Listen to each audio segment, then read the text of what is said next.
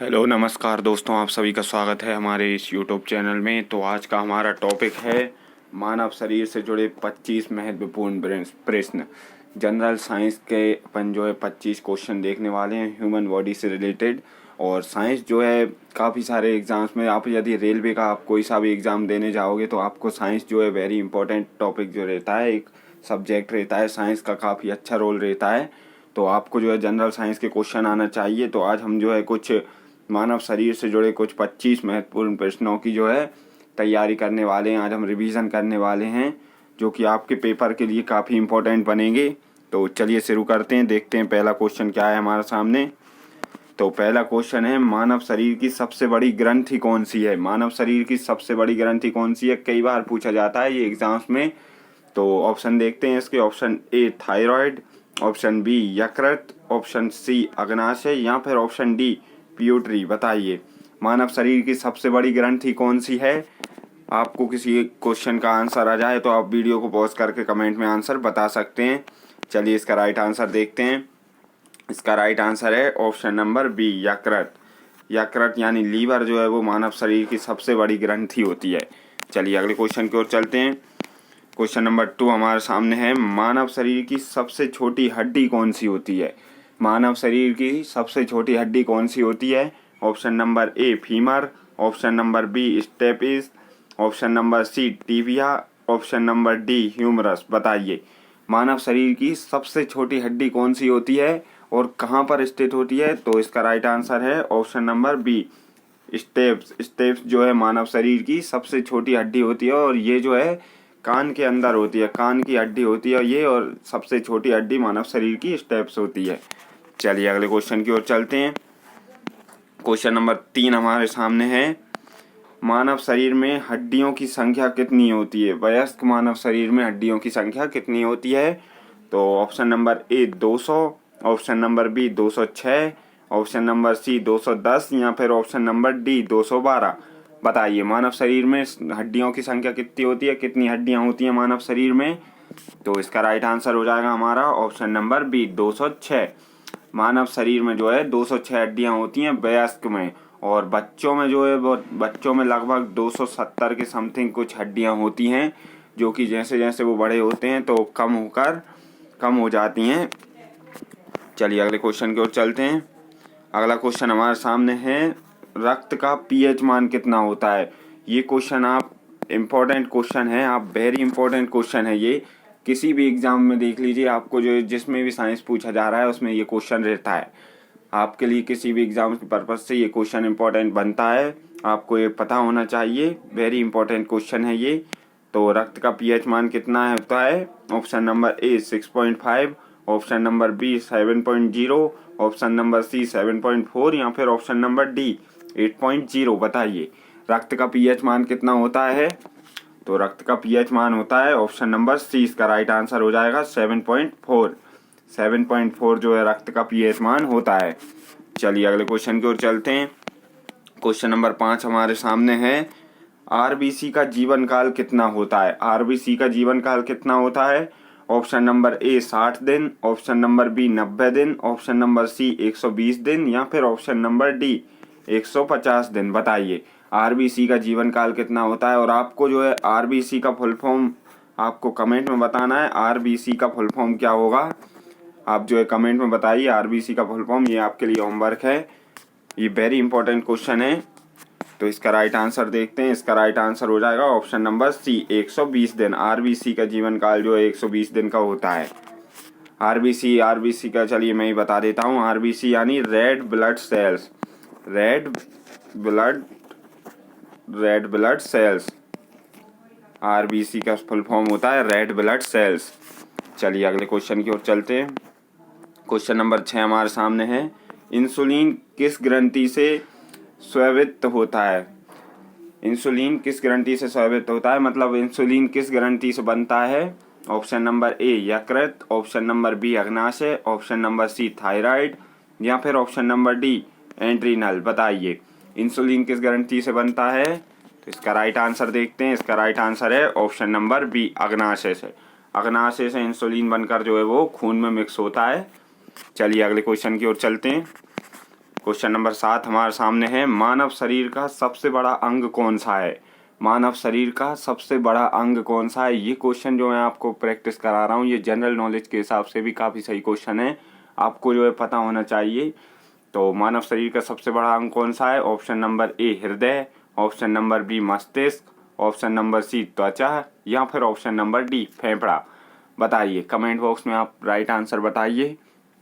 नहीं तो अपन इसका राइट आंसर देखते हैं।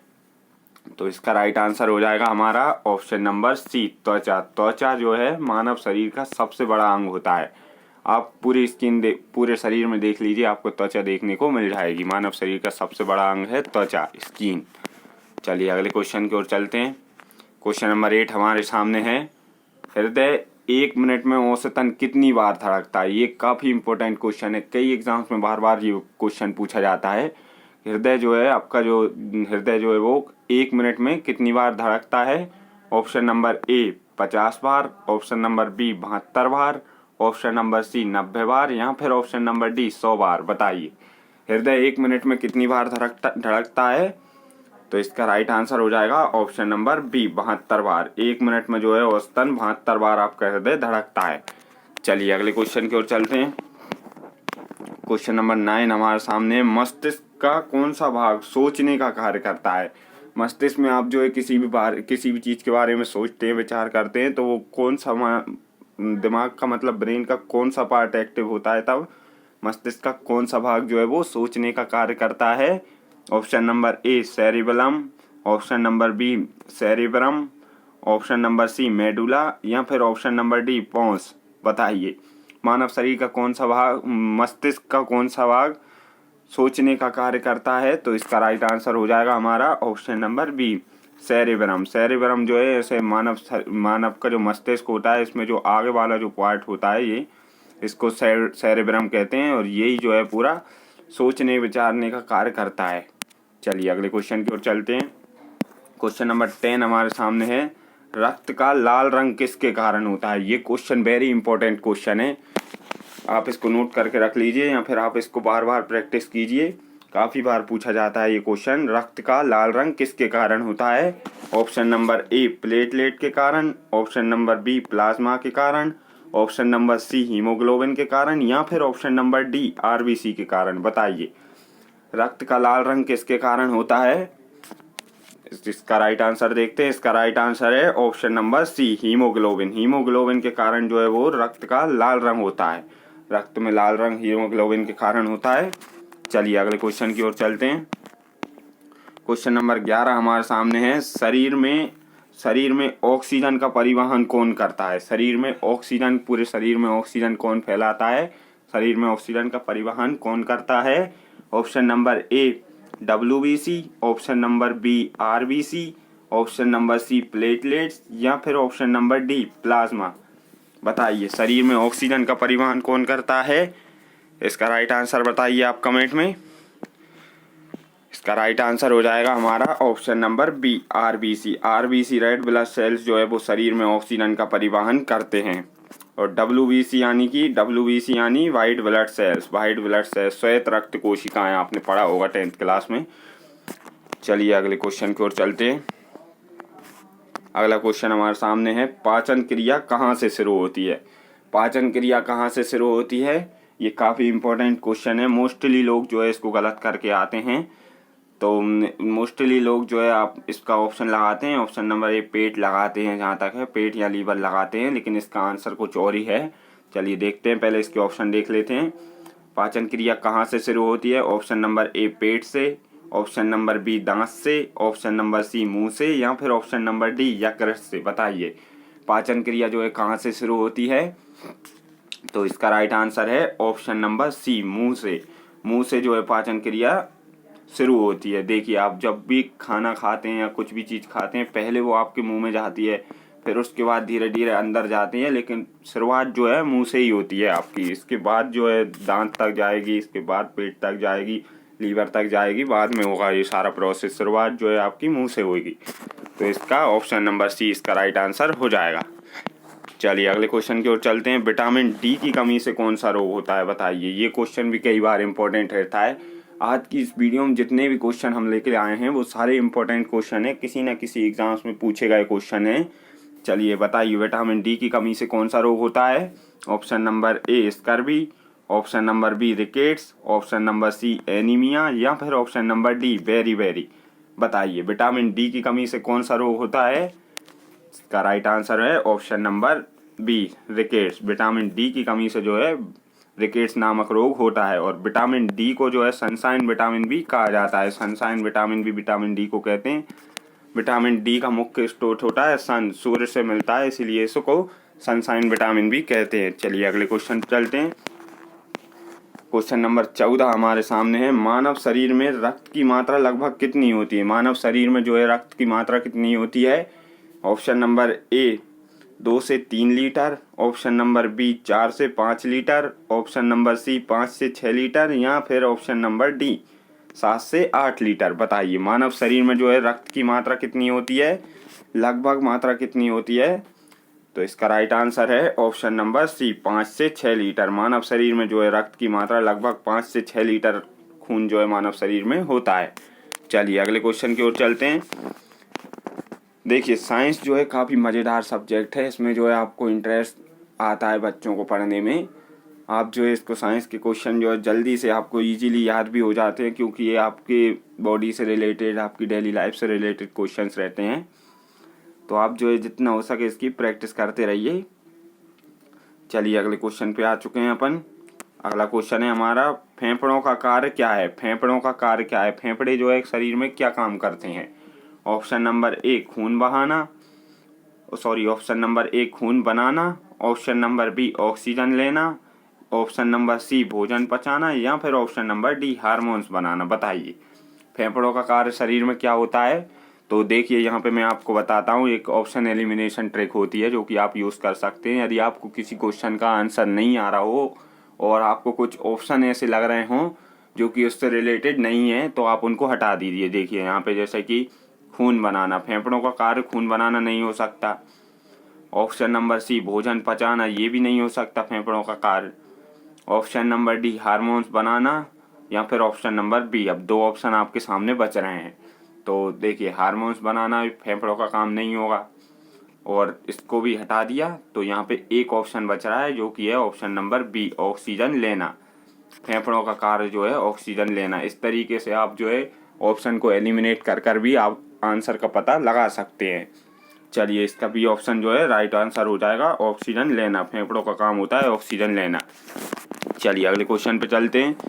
अगला क्वेश्चन हमारे सामने है, WBC का कार्य क्या है? WBC जो व्हाइट ब्लड सेल्स होती हैं, इनका कार्य क्या होता है शरीर में? ऑप्शन नंबर ए ऑक्सीजन लेना, ऑप्शन नंबर बी रोगों से रक्षा करना, ऑप्शन नंबर सी खून जमाना, या फिर ऑप्शन नंबर डी ऊर्जा बनाना। तो देखिए, यहाँ पे हमने अभी देखा था ऑक्सीजन लेने का कार्य जो है वो फेफड़ों का होता है, तो इस ऑप्शन को हम यहाँ से हटा देंगे। अब बच रहे हैं हमारे पास 3 ऑप्शन। बताइए, इनमें से कौन सा राइट आंसर होगा?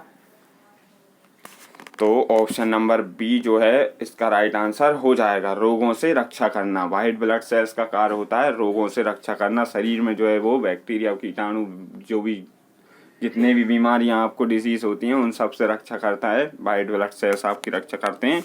चलिए अगले क्वेश्चन की ओर चलते हैं।